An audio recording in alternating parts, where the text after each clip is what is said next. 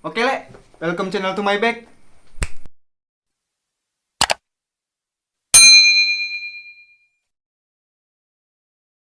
Ya, di channel ini kembali lagi lah ya. Pokoknya kita bakal terus-terusan reaction ini lah ya. Draw My Life-nya Indonesia dari beberapa artis, beberapa tokoh, dan mungkin beberapa influencer gitu kan. Jadi ya, pokoknya kita bakal reaction Draw My Life dulu lah ya. Nah, daripada banyak bacot, langsung aja kita mulai. Kita lihat videonya seperti apa. Kita lihat perjalanan Baim Wong tuh dari dulu tuh susah-susah kali atau enggak sih gitu. Sampai ke detik ini, sampai saat ini gitu ya. Oke, langsung aja kita mulai ya.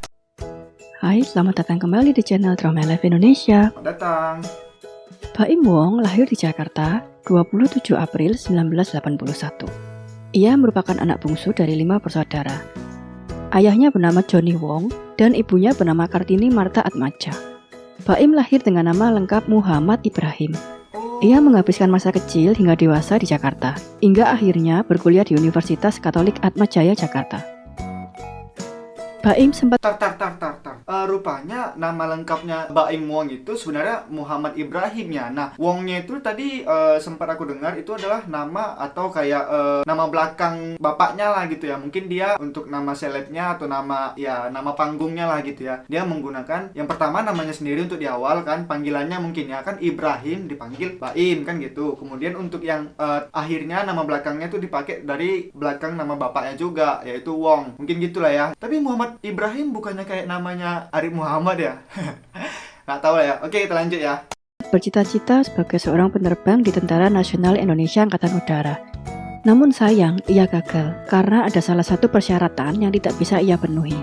Tetapi kegagalan tersebut terbayar setelah Baim banyak membantu kegiatan sosial di Organisasi Persatuan Industri Prajurit TNI AU, di antaranya memberikan penyuluhan anti narkoba.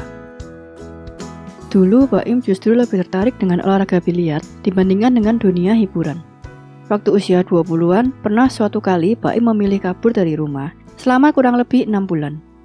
Selama 6 bulan itulah, Baim menghidupi dirinya dari uang yang ia dapat dari berbagai pertandingan biliar. Demi menghemat pengeluaran, tak jarang Baim menumpang tidur di bawah meja biliar. Ntar ya. Jadi ya mungkin nakal-nakalnya Baim ya nakal-nakalnya cowok lah ya. Gimana kita-kita ini yang cowok nakal-nakalnya pada usianya mungkin ya. Kayak ibaratnya masa-masa pubertas ya, memang masa-masa nakalnya lah gitu. Jadi mungkin bukan cuma Baim aja dan mungkin bukan cuma aku aja, kalian juga yang cowok-cowok, walaupun gak semua tapi pasti ada yang ngalamin seperti ini. Fase dimana kalian tiba-tiba berangan-angan gitu, atau enggak tiba-tiba ya ada aja langkah untuk pergi dari rumah gitu kan. Karena mungkin suatu hal problem yang kecil ataupun itu besar, pasti kita pernah kayak kayak aku harus pergi nih dari rumah nih. Udahlah aku pergi aja. Aku bisa kok cari uang sendiri gitu.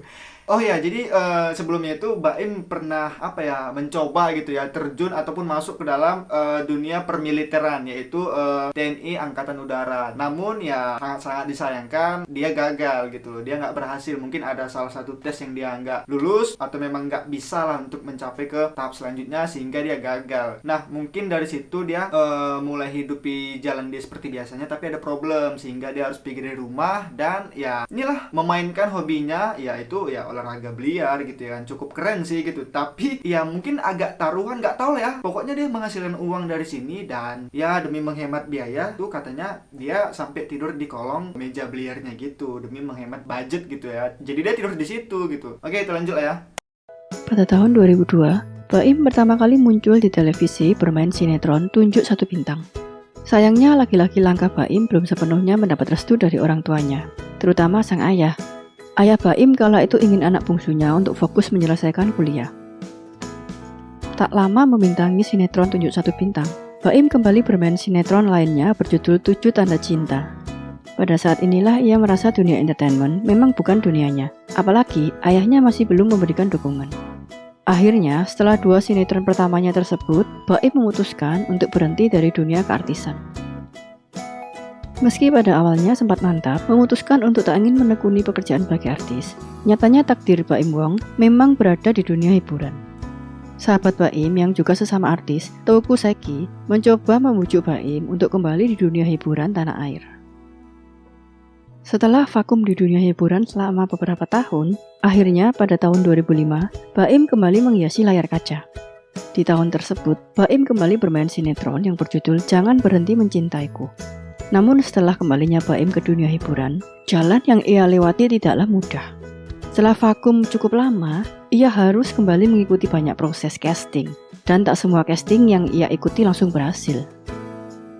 Bentar ya. Nah, jadi sebelumnya pada tahun 2002 Baim ini langsung terjun di dunia entertainment lah mungkin ya, di dunia perfilman. Tapi kita di sini nggak dijelaskan, nggak ditunjukkan dari mana sih awalnya, entah dia tiba-tiba datang ke tempat lokasi syuting terus mengajukan diri, atau memang ada seseorang yang melihat bakatnya untuk berakting gitu kan, sehingga ditawari, diajakin gitu. Kita nggak dikasih cerita atau kasih gambaran gimana Baim bisa masuk ke dunia perfilman di tahun 2002. Tapi mereka langsung lompat aja gitu, bahwasanya ya tahun 2002 lah Baim mulai muncul di layar TV dengan ya mungkin FTV pada zaman itulah ya. Tapi sangat disayangkan, 2 film pertamanya gitu kan, itu kurang didukung oleh bapaknya gitu kan. Ya dengan alasan dia masih kuliah mungkin pada saat itu, sehingga orang tuanya, bapaknya lah gitu ya kan, lebih memilih untuk gimana caranya biar Baim bisa fokus aja dulu kuliah. Dengan dia fokus kuliah, dia bisa menyelesaikannya dengan cepat. Nah mungkin setelah dia selesai kuliah, ya terserah deh mau ngapain, mungkin gitu ya. Aku juga saat ini lagi kuliah gitu kan, cuman ya sembari aku kuliah aku tuh kerja gitu kan. Tapi sekarang aku udah resign gitu. Ya memang karena bener sih, nggak bisa kalau kita dalam keadaan kuliah sambil kerja itu pasti oke lah kalau untuk semester awal, pertengahan tuh masih bisa. Tapi kalau udah semester akhir, semester atas pasti udah sulit untuk membarengin itu semua. Alhasil kita harus milih satu, kita harus stay di kerjaan atau kita fokuskan ke kuliah gitu. Kalau kita memang fokuskan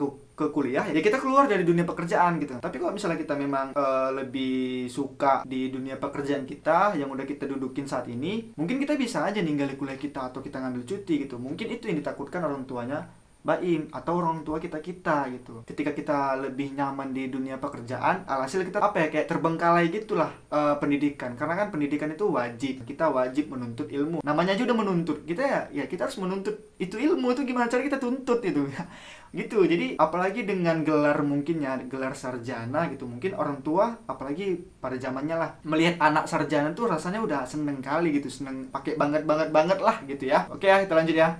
Kondisi itu berubah 180 derajat di tahun berikutnya.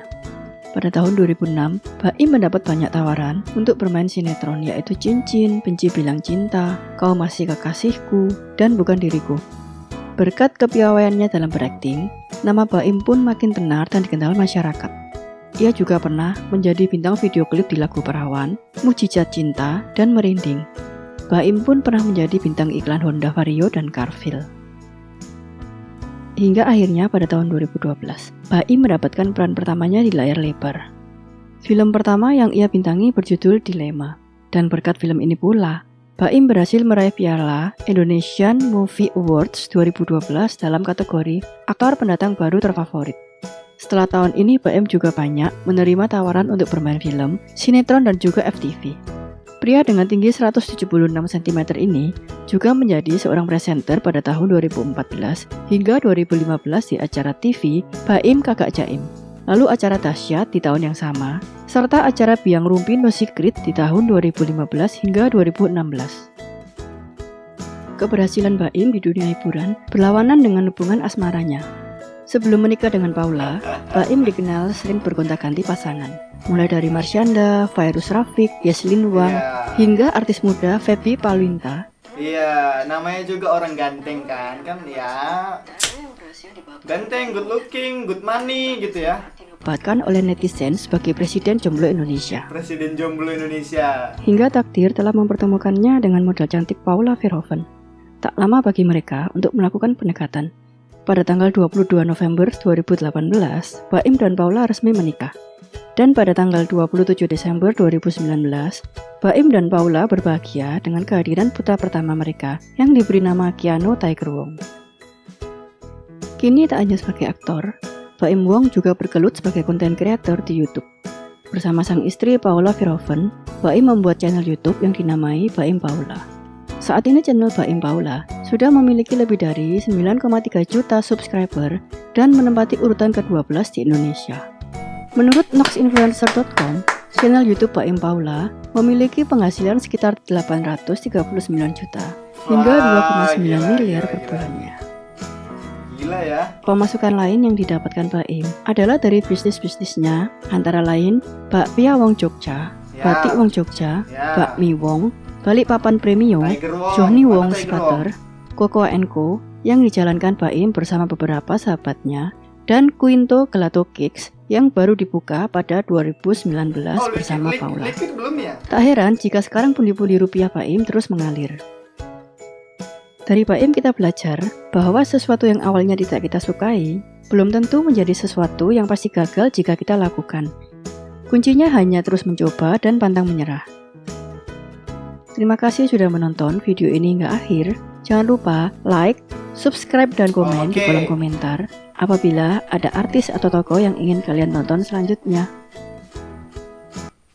Oke ya, jadi videonya udah selesai, udah habis, singkat lah ya, cuman 5 menit doang gitu ya. Nah, jadi dari kesimpulan video Baim ini bisa kalian simpulkan sendiri atau bisa kalian dengar langsung dari, atau ya kalian bisa ngambil pelajaran, kalian bisa ngambil pengalaman dari sini juga gitu kan. Walaupun bukan pengalaman kalian ya, pengalaman dia, tapi kan bisa jadi gambaran buat kalian gitu. Apapun itu, seperti yang dia katakan tadi, ya apapun itulah buat kita semua, jangan malu untuk mencoba, jangan ragu untuk mencoba, jangan ragu untuk melangkah mungkin ya. Apapun itu, mau yang kita suka, mau yang nggak kita suka. Tapi kalau dari cerita yang aku tangkap, sebenarnya Baim ini awalnya bukan karena nggak suka sih. Karena yang kita tangkap dari video ini, kita langsung dilompatkan dengan yang Baim tiba-tiba di tahun 2002 itu udah main film aja gitu kan. Nah, itu di situ memang kemauan dia sendiri atau memang disodori sama orang. Kalau disodori sama orang kan bisa jadi dia nggak suka. Awalnya dia nggak suka untuk terjun di dunia entertainment mungkin ya. Tapi ya mungkin di situ timbul tanda tanya lah ya, sebenarnya memang keinginan dia atau dia nggak ingin tapi dipaksa sama orang gitu. Tapi apapun itulah, buat kalian semua mungkin pernah mempunyai cita-cita, pernah mempunyai keinginan tapi nggak tersampaikan atau nggak terwujud. Contoh kayak Baim, sebelumnya dia mungkin memiliki keinginan suatu saat nanti pengen jadi ya angkatan militer lah gitu ya kalau bisa kita bilang. Karena tadi di satu video juga ditunjukkan bahwasanya dia pernah tes di angkatan udara tapi gagal. Nah, buat kalian semua mungkin yang sama seperti Baim pernah mencoba tapi gagal, apapun itu yang pernah kalian coba tapi gagal, ya mungkin bukan di situ peluang kita, mungkin bukan di situ jalan kita, mungkin ya memang bukan itulah passion kita.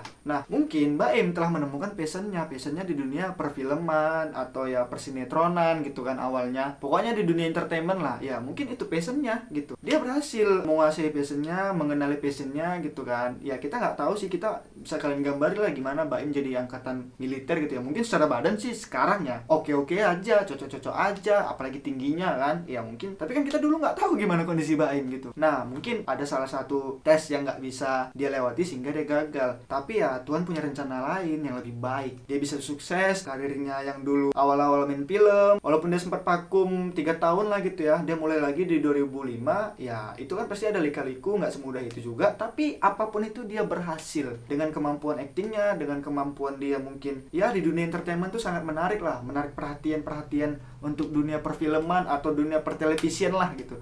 Sehingga ya tawaran-tawaran itu banyak datang kepada dia dan ya sekarang dia bisa menjadi besar seperti ini gitu. Jadi kesimpulannya bisa kalian artikan sendiri ya kawan-kawannya seperti apa. Dan ya begitulah, sekian aja video kita kali ini. Terima kasih buat kalian semua yang udah nonton video ini sampai habis. Terima kasih banyak. Jangan lupa kalian like, comment, share, dan subscribe. Dan ya jangan lupa juga buat kalian semua yang kepengen siapa lagi nih yang pengen kita reaction, nanti kalian tulis aja di kolom komen ya siapa nih yang pengen kita reaction sama-sama. Dan ya aku juga pengen tahu sih, dan kenapa aku reaction orang-orang bukan berarti karena aku gak punya kontennya, gak punya ide kontennya. Iya sih. Tapi bukan itu juga sih sebenarnya. Karena aku juga pengen pengen tahu dulu nih orang-orang hebat tuh awalnya dari mana sih mulanya gitu. Kayak Baim gitu kan, sekarang bisa merambah di dunia YouTube. Emang dulu dia gimana sih gitu.